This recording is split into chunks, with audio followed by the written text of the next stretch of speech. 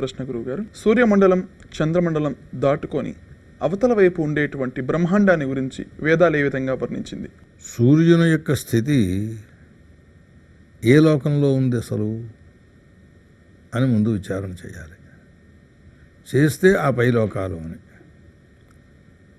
మొత్తం 14 లోకాలు అని వర్ణన చేయడం అట్టెపెట్టి 3 లోకాలు పృథివ్యంతరిక్షం ద్యౌః అని, పృథివీలోకం, అంతరిక్షలోకం, స్వర్గలోకం, ఇన్నింటికీ కాంతినిచ్చేటటువంటి వాడు సూర్యుడే. దీపం పెడితే 4 దిక్కులకు కూడా కాంతుల్ని విరజిమ్ములుతుంది. ఇది సూర్య మండలం. లోపల ఉంటుండే సూర్య భగవానుడు అనేది వేరే రూపం. సూర్య మండలం మొత్తం కాంతినిస్తుంది. ఈ సూర్యమండలం కాంతినిచ్చేటప్పుడు ఈ సూర్యుని యొక్క స్థితిని అంతరిక్షలోకానికి ప్రధానంగా ప్రయాణం చేసే ప్రదేశము అని వర్ణిస్తారు. చంద్రుడిది కూడా అంతే. జ్యోతిష్ శాస్త్రజ్ఞులు కూడా సూర్యుడి కంటే పై భాగంలో ఉన్నాడు చంద్రుడు అని అంటుంటారు. సరే, వైజ్ఞానికులు అలా అంటారో ఇంకోలా అంటారో అది వేరే విషయం. ఇప్పుడు మనం దాని గురించి ప్రస్తావన కాదు కదా. ఈ అంతరిక్షలోకంలో భూమికి ఇంత దూరంలో ప్రయాణం చేసేటటువంటి సూర్యుడు ఈ క్రిందకు వచ్చేటటువంటి కిరణముల ద్వారా మన్ని సంతోషపరుస్తున్నాడు. అక్కడి నుంచి పై భాగానికి వెళ్ళేటటువంటి వాటి ద్వారా ద్యులోకాన్ని ప్రకాశింపచేస్తున్నాడు. సర్వలోకములకు ప్రకాశం ఆయనే చేసేది. ఈ స్థితిలోకి వచ్చినప్పుడు అంతరిక్షలోకంలో ప్రయాణం చేసే పైభాగంలో సూర్యునికి ఉంటుండే లోకములు ఈ స్వర్గాది లోకములు అని చెబుతాం. ఈ స్వర్గాది లోకముల కంటే స్వర్గాది లోకములలో కూడా కొంచెం ఊర్ధ్వాదో భాగములుగా వర్ణించేటప్పుడు సరే, విష్ణు భక్తులు విష్ణులోకం పైనుంది అంటారు, శివభక్తులు శివలోకం పైనుంది అంటారు. సరే, ఏది ఎక్కడ ఉన్నా అన్నింటికంటే పైన బ్రహ్మలోకం, సత్యలోకం. అంటే సప్తలోక పరిగణనలో సత్యలోకాలు అని ఆ చివరికి వర్ణిస్తారు. ఈ లోకాలన్నింటిలోనూ కూడా ఒక్కొక్క రకమైన మనుష్యులు ఉంటారట. ప్రభుదత్త బ్రహ్మచారి గారిని ఒక ఆయన ఉండేవారు. ఆయన యావజ్జీవం బ్రహ్మచర్యంతో ఉండిపోయారు. ఆయన భాగవత కథ రాశారు. ఆయన చెప్పిన మాట, నాకు జనోలోకంలోంచి వస్తున్నాయి ఆ భాగవత రహస్యాలు, వాటిని నేను రాస్తున్నాను అని రాశారు, చెప్పారు. జనోలోకం మన శాస్త్ర ప్రకారం ఏం చేస్తుందనంటే, బ్రహ్మచారులు, నైష్ఠిక బ్రహ్మచారులు వీళ్ళు వెళ్ళి అక్కడ ఉండే లోకము అని వర్ణిస్తుంది. ఈ అవాంతర ప్రళయాల్లో జనోలోకం వరకు ఉంటుండే కింద లోకాలన్నీ పోతాయి, ఆ పైవి మాత్రం ఉండిపోతాయి. మహాప్రళయం వచ్చినప్పుడు అన్నీ పోతాయి. బాగానే ఉన్నది. ఈ పైలోకాలు ఏవేవయ్యాయి ఇప్పుడు అంటే, అంతరిక్షలోకం పైన ఉంటుండే స్వర్గలోకములుగా పేరుగా గణించినటువంటి లోకములు ఏవైతే ఉన్నాయో ఇవన్నీ స్వర్గలోకాలే. మీరు వైకుంఠం అనండి, లేదా కైలాసం అనండి, లేదా ఈశ్వరుడు యొక్క లోకం, లేదా గోలోకం అనండి, కృష్ణ పరమాత్మది వర్ణిస్తారు, అదొకటి. ఇలాంటివన్నీ స్వర్గలోకములు అని వర్ణిస్తారు. ఆ పైన ఏదో 2 కటాహములుగా ఉన్నది అనని, అంటే ఏం లేదు, గుండ్రంగా ఉంటుండే ఒక పదార్థం చూసి మధ్యలోకి వస్తే కిందో బూర్లుముఖుడు పైన బూర్లుముఖుడు వచ్చినట్టుగా వస్తుంది. బూర్లుముఖుడు అని ఎందుకన్నానంటే లోకంలో అందరికీ తెలుస్తుంది కనుక. సమానమైన పరిణామంలో ఉంటుండే 2 బూర్లుముఖులను కలిపితే ఏమవుతుంది? ఒక గ్లోబులా తయారవుతుంది. ఇది బ్రహ్మాండం. ఈ బ్రహ్మాండంలో ఉన్న సూర్యులు వీరు. 1 12 ఏదో మొత్తం 7 ఏదో రకరకాల వర్ణనలు ఉన్నాయి. ఆ ప్రకరణాలను బట్టి వీళ్ళుంటారు. దీనికి ఒక బ్రహ్మాండానికి ఒక బ్రహ్మ అధిపతి. దీనికి సృష్టికర్త ఈయన, మనకి శాస్త్రాల్లో చెప్పబడినటువంటిది చతుర్ముఖ బ్రహ్మ. ఇతడు ఒకప్పుడు ఈ బ్రహ్మాండ కటాహం దగ్గర తలుపు తెరుచుకొని పైకి వెడితే మహావాయువులో కొట్టుకుపోయినట్ట. దేవీ భాగవతంలో ఉంది ఈ చరిత్ర. ఆ కొట్టుకుపోతే గాలి కొట్టుకుపోతూ ఎక్కడో ఓ కటాహం ఓ చోట్లో తేలాడు. అక్కడ పట్టుకుని ఏదో మొత్తం ఆగాడు. ఆ ఆగిన చోట్లో ద్వారం తెరుచుకుని ఇతన్ని లోపలికి తీసుకెళ్ళి ఇతన్ని స్త్రీమూర్తిగా తయారు చేసేసి దేవి అమ్మవారి దగ్గరికి దర్శనానికి తీసుకెళ్ళారట. ఆ అమ్మవారి దగ్గర ఈశ్వరుడు తప్ప ఇంకోడు పురుషమాత్రుడు ఆ లోకంలో ఉండట్టు. అసలు ఎవరు వెళ్ళినా వాళ్ళు స్త్రీ రూపాన్ని ధరించే వెళ్ళాలి అక్కడికి. సరే, బాగానే ఉంది. అక్కడ ఉండే ప్రకరణాన్ని అనుసరించి, ప్రసంగాన్ని అనుసరించి వాళ్ళు వర్ణించారు. అక్కడ విశేషం ఏమిటి అని అంటే, ఇతడు నువ్వెవరు అని అడిగితే నేను బ్రహ్మని అని చెప్పాడు. ఏ బ్రహ్మాండానికి బ్రహ్మవి అన్నారు. ఇదేమిటి బ్రహ్మన్ నేను ఒక్కడనే కదా సృష్టికర్తని అన్నాడు. నీ తలకాయ ఇలాంటి వాళ్ళు బ్రహ్మాండాల్లో చాలామంది ఉన్నారు, లక్షల మంది. మనం ఇది చెప్పేటప్పుడు అనేక కోటి బ్రహ్మాండ నాయక అని చెబుతూ ఉంటాం కదా. ఆ బ్రహ్మాండములు చాలా ఉన్నాయి. అందులో నువ్వుండే బ్రహ్మాండంలో ఏమేమిటి ఉన్నాయి కొన్ని గుర్తులు చెప్పు. ఏదో సప్త సముద్రాలు ఉన్నాయి, లేదా ఏదో ఇదిలా ఉంది అని ఏదో కొన్ని చెబితే అప్పుడు ఈ బ్రహ్మాండానికి సంబంధించిన బ్రహ్మగారు వచ్చారు అని చెబుతాము అని చెప్పారట. వాళ్ళందరూ స్త్రీలే. అంటే అప్పుడేవో ఆయనకు చాతుర్య హిమాలయ పర్వతం ఉంది భూలోకంలో, ఇలా ఏవో కొన్ని గుర్తులు చెబితే అప్పుడు ఈ బ్రహ్మాండానికి బ్రహ్మ తీసుకెళ్ళి అమ్మవారి దగ్గరికి అని తీసుకెళ్ళారు. వాడేదో అనుగ్రహించారు. ఆ చరిత్ర అంతా ఇప్పుడు మనకు అది ప్రధానం కాదు. ఇంతకీ చెప్పొచ్చేది ఏమిటంటే, ఇట్లాంటి బ్రహ్మాండములన్నీ ఎన్ని కోట్లు ఉన్నాయో పరమాత్మకే తెలియదు. ఆ పరమాత్మలో ఈ జగత్తులన్నీ బ్రహ్మాండములన్నీ కలిపి ఎంతో భాగం అంటే వేదం చెబుతోంది. పాదో ఓ స్యేహ భవాత్మనః త్రిపాదోర్ధ్వ ఉదయిత్ పురుష.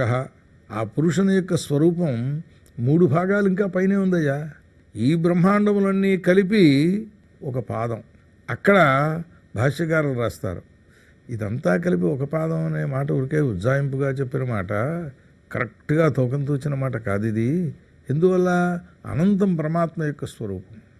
ఆ పైన ఉన్న దాంట్లో ఏముంటుంది అని అన్నప్పుడు త్రిపాద్విభూతి మహానారాయణ ఉపనిషత్తు అని ఒక ఉపనిషత్తు ఉన్నది. నారాయణ స్వరూపం ఇంకా ఇంకా ఇంకా ఇంకా ఎంత ఎంత ఉంది, అదంతా ఖాళీగా ఉంటుంది. ఏది? అందులో చెప్పినటువంటి భాగం కూడా కలిపి ఉన్న తర్వాత పైన ఉంటుండే ప్రదేశం అని ఇట్లా వర్ణించింది ప్రపంచం యొక్క స్వరూపాన్ని. మనం ఏదో ఈ సూర్యుడు ఈ చంద్రుడు దీనిపైన అంటే స్వర్గలోకాదులన్నీ ఉంటాయి, అనుమానం ఏం లేదు. ఈ నక్షత్ర మండలం ఆ పరిధిని కాంతిప్రదమైనటువంటి ఏ భాగములు ఉన్నాయో వాటికి పైన స్వర్గలోకాదులు ఉన్నాయి అని.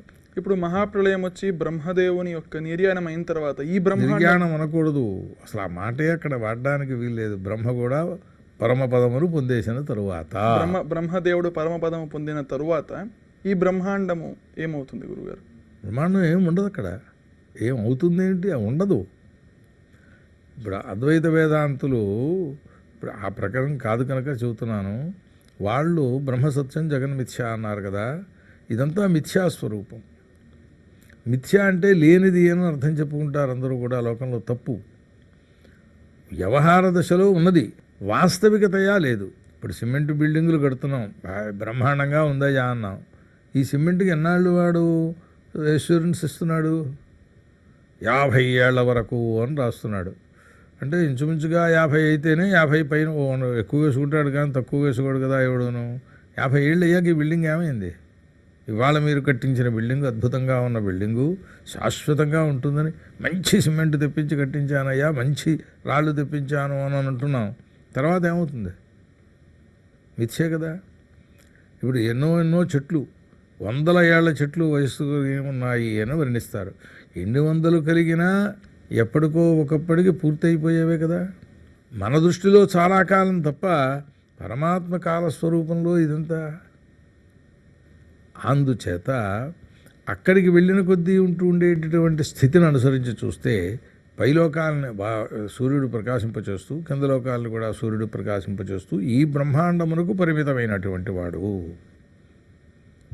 ఆ తర్వాత ఉండే బ్రహ్మాండాలు అనంతములుగా ఉన్నాయి. ఈ అనంత బ్రహ్మాండములన్నీ కలిపి పరమాత్మలో 1/4 ఆఫ్ ఈ ఫీస్ అని వేదమే చెబుతూ ఉన్నది. వేదం చెబితే నిజమవుతుంది ఏంటంటే మనకు కనపట్టలే. మనం ఈ బ్రహ్మాండంలోనే ఏముందో తెలుసుకోలేకపోతున్నాం కదా. ఒక్కొక్క బ్రహ్మాండంలో ఒక్కొక్క వర్ణన ఉన్నదట. దేవి భాగవతంలోనే వర్ణించారు. ఇలాగ చెప్పడాల్లో రుద్రలోకం, రుద్రలోకం, విష్ణులోకం, గోలోకం, ఇలా ఇలా ఇలా గోలోకాన్ని అంతనే కలిపి ఎక్కడో పురాణంలో ఈశ్వరుడు యొక్క ఎద్దులు వాటి వాహనాలను కాపాడే గోశాలది, అది గోపాలుడు, గోలోకం అంతా కలిపితే అని ఇట్లా వర్ణించారు. గోలోకమే గొప్పది అని వారి భక్తులకు దాన్ని వర్ణించారు. ఇవన్నీ అన్ని పురాణములలో వర్ణించినవి వాస్తవము అని గ్రహించేటటువంటి స్థితి ఎప్పుడు వస్తుంది అని అంటే నిర్గుణమైనటువంటి పరమాత్మ యొక్క వికారమే ఈ జగత్తంతా కూడా అని అనుకున్నప్పుడే వస్తుంది. వికారము అంటే మళ్ళీ లోకంలో వచ్చే పరిణామక్రమంలో వచ్చే వికారములు కావు. దానికోసం వాళ్ళు వివర్తము అని పేరు పెట్టారు. కాబట్టి ప్రతి వస్తువులోనూ పరమాత్మను చూడగలిగిన స్థితి వస్తే మోక్షము అని చెప్పారు. కాబట్టి సూర్యభగవాను కూడా సూర్యనారాయణ అని వర్ణిస్తాం. వైష్ణవులు ప్రత్యేకంగా అది కూడా ధ్యేయస్సదా సవితృమండల మధ్యవర్తి నారాయణ అంటారు. అది తప్పని మేమను. కానీ వస్తుతః దానికి పేరు వేదాల్లో చెప్పింది సవిత. సవిత అంటే సూర్యుడు కాదు అర్థం. అసలు అంతర్యామి అయిన పరమాత్మ మనను ప్రేరేపణ చేస్తూ ఉండేటటువంటి వాడు. ఆ ప్రేరేపణ చేసేటటువంటి వాళ్ళల్లో ప్రత్యక్ష భౌతిక పదార్థాల్లో సూర్యుడు ప్రధానంగా సవిత. కాబట్టి ఆయనకు కూడా ఆ పేరెట్టారు. నిఘంటువులలో సవిత అంటే సూర్యుడనే అర్థం ఉంటుంది. కానీ వస్తుతః పరమాత్మ అని అర్థం చెబుతారు. వేద పరిభాషలో అక్కడ చెప్పాలి అని అంటే సవిత సర్వాంతర్యామి ప్రేరక అని అర్థం చెబుతారు. ఈ ప్రేరకత్వం సూర్యుడికే ఎందుకు ఉంది అని అంటే ఓషధీ శక్తిని పెంపొందింపచేసే శక్తి చంద్రుడి దగ్గర ఉందే తప్ప ఓషధులు తెల్లబడిపోకుండా లేదా వృక్షాలు తెల్లబడిపోకుండా కాసే శక్తి చంద్రుడికి లేదు. ఎండపడితేనే మొక్కలు బాగా ఉంటాయి.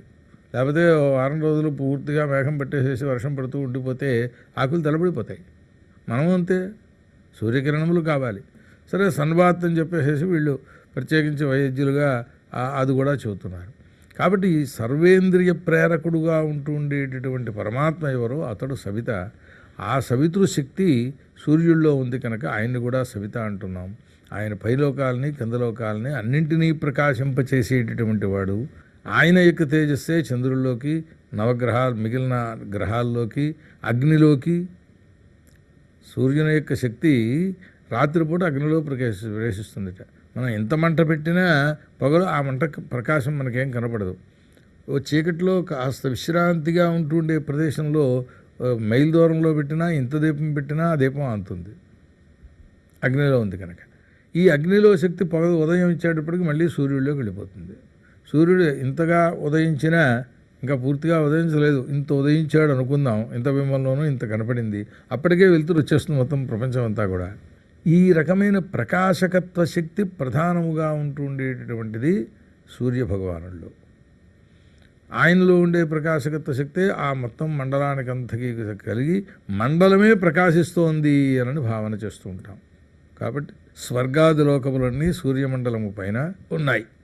దాంట్లోకి వెళ్ళేటి పుట్ట సూర్యభగవానుడు పరివ్రాట్ అంటే సంఘ పరిత్యాగం చేసినటువంటి సన్యాసి. మనం వైయక్తికంగా ఎవరిని ఊహించుకోకండి. సర్వసంగ పరిత్యాగము చేసిన అంటే అటువంటి సన్యాసి యోగయుక్తుడై అతడు శరీరత్యాగం చేసినప్పుడు సూర్యుడు తాను ఇలా రెండుగా చీలి తనలోంచి మార్గం ఇస్తాడట. యుద్ధేచ అభిముఖోహత అదొకటి చెప్పారు. యుద్ధంలో ధర్మం కోసం యుద్ధం చేసేటప్పుడు అభిముఖుడయ్యే మరణిస్తాడు, వెనక్కి తిరిగిపోయి పడిపోడు. ఈ చేత్తోటి ఇంకా ఇద్దరినో ముగ్గురినో వేసేసేటప్పుడే చెయ్యి మాత్రం పనిచేస్తూనే ఉంది. అట్లా అభిముఖుడై ధర్మం కోసం యుద్ధం చేసినటువంటి వాడు వెళ్ళినప్పుడు కూడా వాడి దేహత్యాగం అయినప్పుడు ఆ సూర్యమండలం విభేదనం పొంది సూర్యమండల భేదినవు అని వాళ్ళని వర్ణించారు. వీళ్ళిద్దరికే. మిగిలిన వాళ్ళు ఎన్ని తపస్సులు చేసినా మరో తపస్సు చేసినా పక్కల నుంచి పోవాల్సిందే అని సూర్యమండలం యొక్క స్వరూపాన్ని వారు వర్ణించారు. మరి సూర్యమండలాన్ని భేదించుకుని పెడుతున్నాడు అంటే పైన ఇంకా లోకాలు ఉన్నాయనే కదా. ఆ లోకములలోకి ఇదిగో వీళ్ళు వెడతారు. అందులో వెళ్ళడంలో మహారాజ మార్గం అన్నమాట. కాశీలో ఉన్నటువంటి ఒక యోగి ఆ సూర్యమండలాన్ని చూసి ఫలానా వ్యక్తి విడిపోయినాడు రా అన్నారట. వ్యక్తి పేరు చెప్పి ఏమండి అన్నదిగో సూర్యమండలం భేదించి పక్కకు పంపించింది. ఇప్పుడు భూమండలంలో సూర్యమండల భేదనం చేసుకుని వెళ్ళగలిగిన వ్యక్తి ఆ ఒకడే ఉన్నాడు అని చెప్పారట. అది యోగీశ్వరులకు ఆ శక్తి అది స్వరూపం తెలుస్తుందన్నమాట. చేత సూర్యమండలం మనకు పైభాగంలో కూడా లోకములు ఉన్నాయి. వాటిని ప్రకాశింపచేసేవాడు కూడా సూర్యుడే. అది సూర్యమండల శక్తి ఎంతవరకు అంటే చంద్రమండలం కూడా సూర్యకాంతితోటే కదా ప్రకాశిస్తోందన్నాం. ఈ నక్షత్ర మండలం ఇవన్నీ కూడా. కాబట్టి తదుపరి స్థానంలో ఈ స్వర్గాది లోకములన్నీ కూడా ఉన్నాయి. ఏ భక్తు